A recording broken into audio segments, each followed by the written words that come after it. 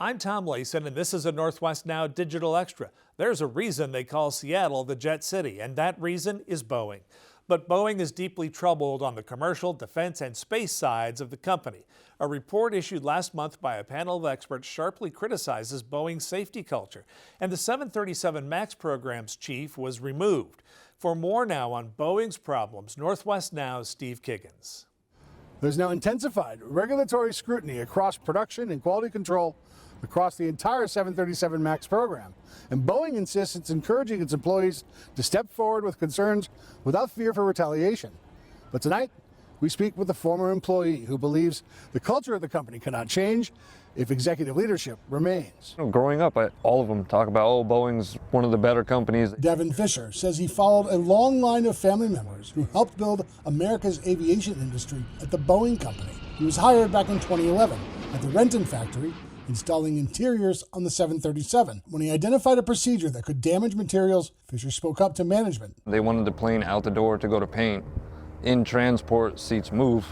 So if there's not one in the beginning, one at the end bolted down, they'll scratch the C-rail, which at that point is considered structure. It doesn't affect flyability, but I'd also have to redo my job again.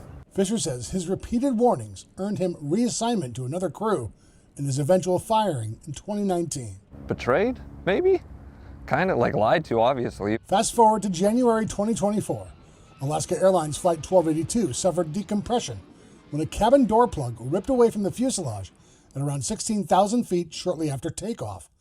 A preliminary NTSB report reveals 4 bolts that secure the door plug were missing. A March Senate committee hearing with the head of the NTSB shed light on the agency's investigation and the culture at Boeing. The expert review panel found that Boeing employees are still afraid to speak up. There is a way for employees to speak directly to the FAA. Is there a way for people to speak directly to NTSB to aid in this investigation? Yes, in fact, I received a whistleblower report myself. During a fourth quarter 2023 earnings call to shareholders, Boeing CEO David Calhoun insisted employees should speak out. Use your voice.